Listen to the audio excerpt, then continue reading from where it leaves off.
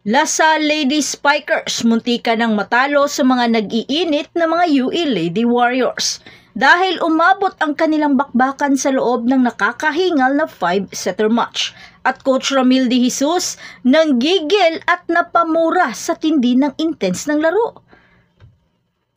Nanalo man ang Lasal pero ang ikinababahala ng karamihan, makakaya-kaya nila ang Uste at NU kung ganito daw ang galawan ng Lasal. Ano sa tingin niyo? Pero bago pa man ang lahat, kung hindi ka pa nakapag-subscribe, please like and subscribe at paki-spike na rin sa bell button para lagi kang updated sa mga volleyball ganap. Ang defending champion na De La Salle University ay nakaligtas sa matinding bakbakan kontra sa University of the East sa loob ng 5 sets sa score na 25-23, 21-25. 25-17, 22-25 at 15-12 para sa kanilang ikapitong sunod na panalo sa UAAP Season 86 Women's Volleyball Tournament na ginanap sa Smart Araneta Coliseum. Dumating sa Araneta Coliseum ang injured na reigning MVP na si Angel Canino nang walang arm sling. Ngunit nakabalot pa rin ang kanang kamay habang naghahanda sila sa laban nila sa UE. At hindi pa rin nila maaasahan si Angel na matutulungan sila sa kanilang laban. Ang Lady Spikers ay nakatabla na sa University of Santo Tomas na may 9 na panalo at 1 talong record. Ngunit sa ngayon ay nakuha nila ang nangungunang pwesto dahil sa kanilang kalamangan sa puntos. Pero para kina Coach Ramil at Coach Noel, ito ay isang bad win. Nanalo man ang kupunan pero itinuturing pa rin nila itong isang hindi magandang laro. Bagkos para kay Coach Noel, baka sinusubok lang kung hanggang saan ang karakter ng team at kung hanggang saan ang kaya. Sa dito ni Coach Noel Orculio. Bakit nasabi ni Coach Noel ito?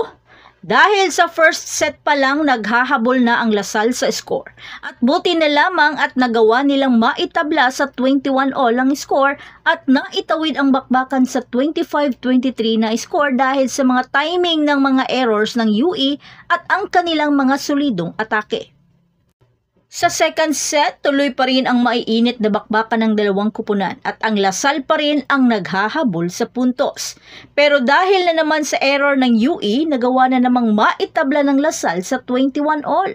Pero dahil sa sunod-sunod na mabibigat na service aces ni Cassie Dongallo, kaya nagawa nilang makuha ang panalo sa second set. Sa third set, naging agresibo ang Lasal at nagawa nilang iwan ang Lady Warriors sa 7 puntos na kalamangan. At hindi na nakagalaw pa ang UE sa sunod-sunod na atake na pinapaulan ng Lasal sa score na 25-17. Pero sa fourth set, biglang nabuhay ang katawang lupa ng UE at sa puntong ito, ang Lasal pa rin ang naghahabol ng puntos. At nagawang lamangan ng Lady Warriors ang Lady Spikers ng 5 puntos. Sa sanib puwersa nila Dongallo, Sipada at Nogales at ang mahusay na pag-orkestra ni Madriaga sa laro. Pero di pa rin mawawala ang drama sa mundo ng volleyball dahil sa huling puntos na sana na binitawan ni Dongallo ay nagkaroon ng komosyon dahil sa wrong rotation ng UE. Pero inilaban ito ng UE coaching staff dahil natapos na daw ang laro doon pa lamang daw ito nagreklamo. Kaya medyo natagalan ang diskusyon sa pagitan ng mga opisyales at ng mga manlalaro sa tunay na nangyari. Pero mas nanaig ang reklamo ng Lasal at muling ipinagpatuloy ang laban sa fourth set sa score na 20-25. At sa kasamaang palad na monster block pa itong si Dongallo ni Malaluan, kaya sa puntong ito medyo kabado na ang side ng UE dahil kilala naman natin ang Lasal kung ano ang kaya nilang gawin at pwede pa nila itong gapangin ang score. Pero Madriaga at Dongallo di pa rin sumusuko at natapos nila ang bakbakan sa score na 22-25 sa isang off-the-block hit.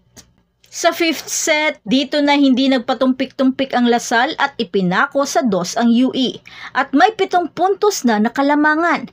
Bagamat malayo man ang kalamangan ng Lasal ay nagawa pa ring maidikit ng UE ang score sa 10-9 dahil sa mga solidong atake ni Sipada. Pero dahil sa tangkad at championship experience ng Lasal, nagawa pa rin nilang lamangan ang UE sa pamamagitan ng kanilang mga solidong depensa sa net na nagpaparalisa sa Lady Warriors. Makailang beses din sinubukan ni Cepeda at Dongallo pero di pa rin ito sapat sa nagheheganting mga arkero. Pero dahil sa unforced error, Coach Ramil di mapigilang manggigil dahil sa mga error na nagagawa ng Lasal. Akalain mo ba naman, 1 puntos na lang panalo na sana. Pero buti na lang at naitawid ni Gagate ang bakbakan sa isang drop ball sa score na 15-12. Kaya si Thea Gagate ay nakapagtala ng 22 points including 17 attacks, 3 blocks and 2 service aces dahilan upang hiranging player of the game. Sa pagtatapos ng laban, ang Lasal ay patuloy na naghahangad na palawigin pa ang kanilang winning streak, habang ang UE ay hindi sumusuko sa kanilang pangarap na makapasok sa Final Four.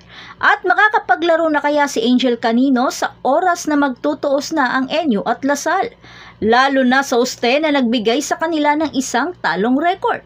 Ang tanong, makakaya kaya nilang panatilihin na nasa tuktok ng team standing? So that's it. Thanks for supporting this channel and please don't forget to like and subscribe and spike the notification bell para lagi kang updated sa mga valuable ganap. And thanks for watching.